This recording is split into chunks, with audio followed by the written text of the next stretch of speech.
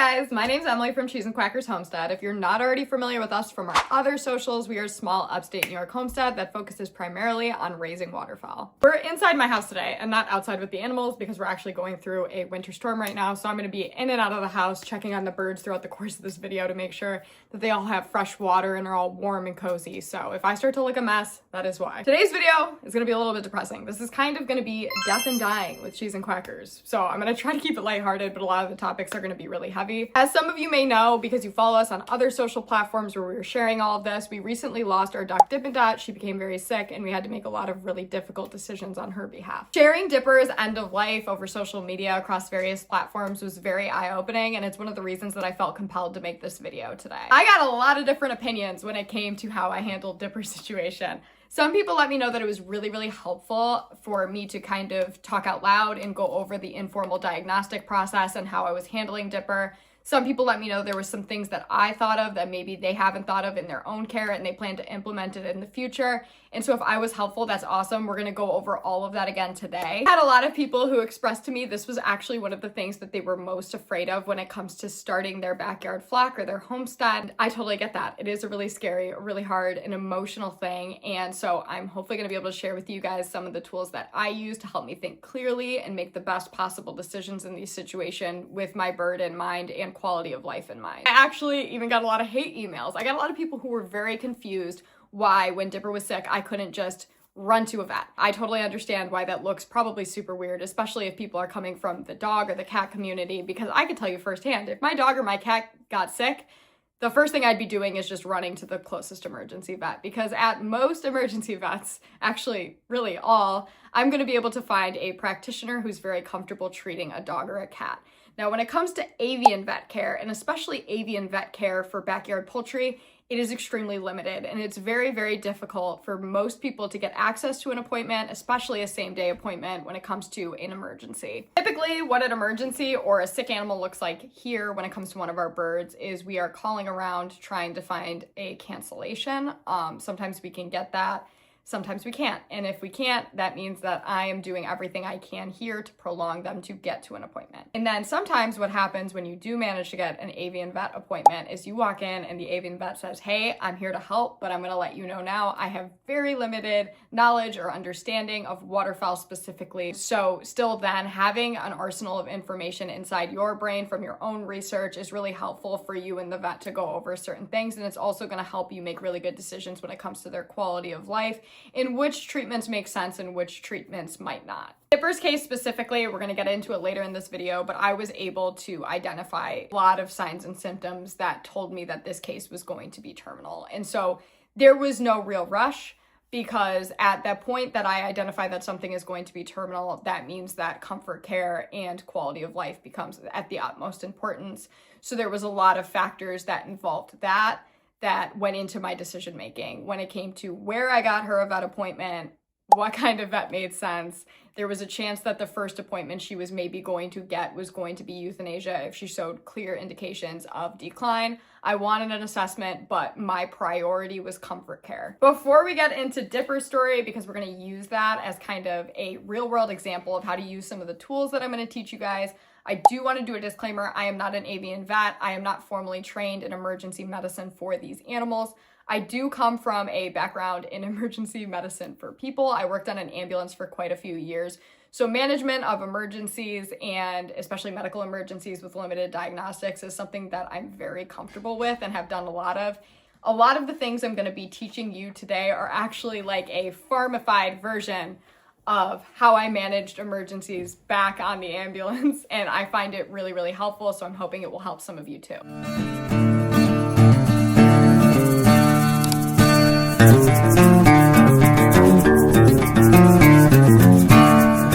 Alright, so now I'm going to give you guys the full rundown on Dip and Dot's story so we can use it as a real world example. So what happened with Dip and Dot? A couple months ago, we noticed that Dip and Dot was just acting kind of like she was going into a molt. It was around the time of the year that we expected her to molt. She hadn't molted yet, so it was not concerning. She had some ruffled up feathers. She was more lethargic than usual, but still getting up, moving around, foraging, doing normal duck things, swimming, everything like that. Also, her hatchmate Popcorn started molting around the same time, so we didn't really worry about Dippin' Dot. Thought maybe her molt is taking a little bit longer than Popcorn's was, because I was starting to notice that Popcorn was turning over feathers faster than Dippin' Dot was. I didn't really think anything of it. I did end up picking up Dippin' Dot, and one thing I noticed was that she was thinner than Popcorn. She wasn't concerningly thin at this point. And I actually have noticed that sometimes during molts, birds do drop a little bit of weight, so I wasn't super freaked out by that or anything. I did keep an eye on her because I was like, it is weird that she's not molting with the typical progression that we usually see. What happened shortly after this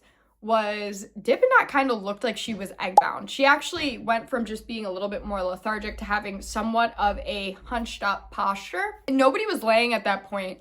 So I was like, that's weird, but she looks like she's egg-bound. I'm gonna bring her in and check out her abdomen, see if I could feel an egg. So I ended up bringing her inside just because I had this gut feeling that something was wrong.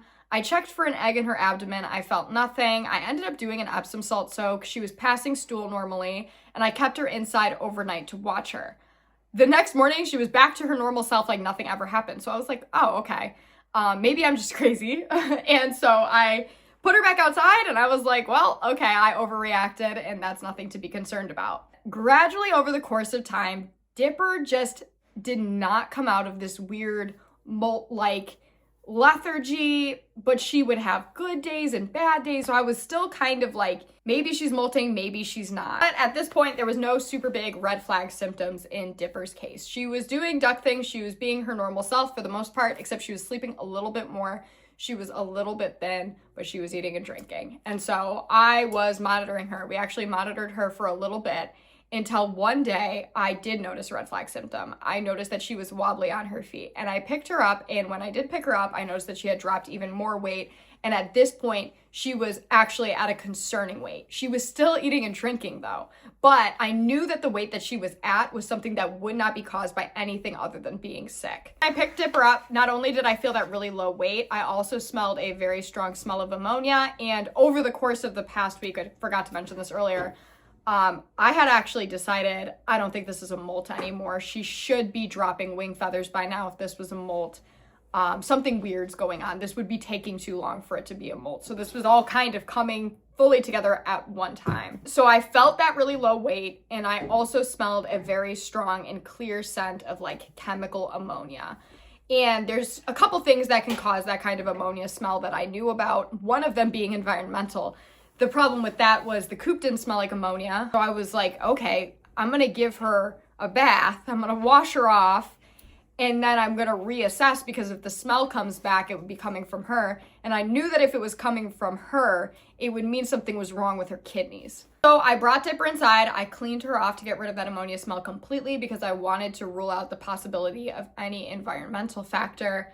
And I put her onto fresh bedding in my basement in a new environment, and the smell returned within 1 to 2 hours. So it was at this point that I said, okay, my suspicions were correct. She's really, really sick. I have to figure out what to do now. So at this point, I had officially identified that Dipper was sick. So now I'm gonna walk you through my entire thought process from this moment all the way up until the moment where we made the decision to put her down. So the first thing that I had to do was take a step back and think, okay, like, what do we have? What am I even gonna tell a vet if we get into a vet? And so I had to gather all of her signs and symptoms over the course of this entire thing. Not just what I was seeing right now that day, like when did this start?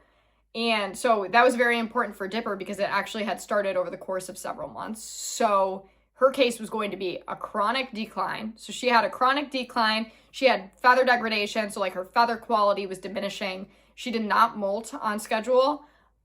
She was underweight with a low body condition score despite eating and drinking. She was still eating and drinking normally at the time. She was alert, she was getting up and she was moving, but she had a hunched up posture, and obviously she had that really strong ammonia smell. Then I got all of those signs and symptoms, and I got to researching, and I got to trying to make some kind of informal diagnosis of like, what do I think this is? Can I treat this at home? The method that I use to make some kind of informal at-home diagnosis quickly is I take all of the signs and symptoms for that animal, and I identify the 3 most serious and plausible things that this could possibly be. I then researched and assessed all of the possible treatments at home for those 3 conditions, and this is the most important part that I feel like is highly neglected in farm medicine, is I did not treat if any of the possible treatments could possibly make any of those 3 conditions worse. In Dippin' Dot's case, after all of my research, her symptoms align the most with my top 3 big scary things. I thought renal failure or renal disease of some kind, really severe parasitic infection, or potentially some kind of reproductive disease. So I knew with any at-home treatment that I was going to give Dippin' Dot, I had to be able to do it without making any of those 3 big scary things worse. And this is so important because it not only protects you from potentially causing further suffering to an animal, it also protects you from accidentally causing any irreversible damage if you are able to get access to a vet in the future. So this plays out a lot in Dippin' Dot's case because a lot of the treatments that people were telling me to try, I actually could have potentially screwed anything up further if I had done them at home and then gone to the vet, and then she might have had irreversible damage. So how does this play out when you're using this in your head in real time? This is how it went for me. I saw parasites was on my top 3 differentials, right? I was like, ooh, I know how to treat for parasites. There's dewormers and anticoccidials that are accessible to me. But I also have the concern of kidney failure. Can I give dewormer or anticoccidials without negatively impacting the kidneys? No. So cross that off my list, can't treat that. I didn't really think this, but say this was some kind of reproductive disease, reproductive complication, maybe some kind of infection. Can I give antibiotics in this case without negatively impacting the kidneys? No. A vet probably could, but I couldn't because antibiotics require renal clearance and they already come with a dehydration risk, especially in a bird with a low BCS. I also knew that if it was reproductive disease at the point that she was at with her low BCS, possible renal symptoms, which would then show indications of multi-system involvement, we were likely at the point that it was terminal anyways, and comfort care was going to be the next move. And when it comes to like my top scariest thing, which was the renal failure, I knew that if it was renal failure and she had some kind of kidney compromise, that was going to be a terminal diagnosis. There is no meaningful path of treatment to correct that. So any damage that was done was going to be irreversible, and the only thing for that was going to be comfort care as well. So there was no safe and foolproof method to treat this bird. So the best treatment that I could do at home was no treatment at all. The safest choice is often not treating just to treat. It was preventing treatments that would make the situation worse and possibly irreversible if I was able to get her to a vet as soon as I could. One of the quality of life calls I made is that I was not going to shove her into the car and drive her 2 hours to a emergency where I maybe could have gotten a sooner appointment. I was going to sit and wait to see if I could get a closer appointment. There's a reason that I did that, and it was because I thought, okay, I could drive her there, but she is very metabolically fragile. I don't know when she's going to crash. I'm worried that the stress of the transport will cause her to crash faster, and it's 2 hours of suffering because birds really don't do well with car rides. I know even my healthy ducks are panting and not doing well when I take them in the car. So I made the decision that quality of life was more important to me in that moment. I cared more about her not suffering through that transport, and I was willing to wait and try to get her closer access, and I am so glad I did that because the appointment opened up. I ended up taking her to the closer vet, and the 20-minute transport actually caused her to decline. So I saved her the 2 hours that she could have potentially started to decompensate by making that call. That's not a call that I think everybody needs to make. It was a decision that I made because I was really, really concerned about just her being comfortable in her last days, since I was already at the point where I was prepared for the fact that she was going to be terminal. When it comes to making decisions about quality of life, especially for a duck, I always try to put myself into the mindset of a prey animal. I try to put my mindset of the fact that handling is scary, transport's scary, especially being away from the flock is very scary. They're in their most vulnerable state when they're like that. And if I had prolonged Dipper, I would have been giving her a lot of days of isolation, a lot of days of a lot of handling, a lot of days of a lot of treatment, all of which would have been very stressful. And she wouldn't have been able to do normal duck things and all of the things that were important to her in her life. And I decided that I would rather let her go on a good day than make her see a lot of bad days so that I could get more time, really, because at that point it would have just been about me, because I know that those things don't matter to her. They don't care about time the way we do. They don't have family that they want to have last conversations with. they don't have people to hold on for. The flock moves on differently than we do. The flock, if they actually see a sick animal like Dipper, and this was starting to happen in our flock, they will separate themselves because they view that bird as a risk. So they will see that bird and they'll say, hey, like, that bird's not keeping up anymore, it's time to move on. And that's actually why you see a lot of dying wild birds like geese left behind. And so I was starting to see that happen. There's also the chance that if I did try to reintegrate her by the time that she had declined so much, if she did make it till spring, so that I could move her back outside, because that wasn't going to happen till spring no matter what, because of her inability to thermoregulate appropriately. There was a chance that the flock completely rejected her anyways, and that would have been incredibly difficult to watch. I've seen it happen before. So I knew that there was no way for me to move forward with keeping this bird around without severely impacting her quality of life. And so that is why I could not foreseeably see myself doing that without doing harm, in my opinion.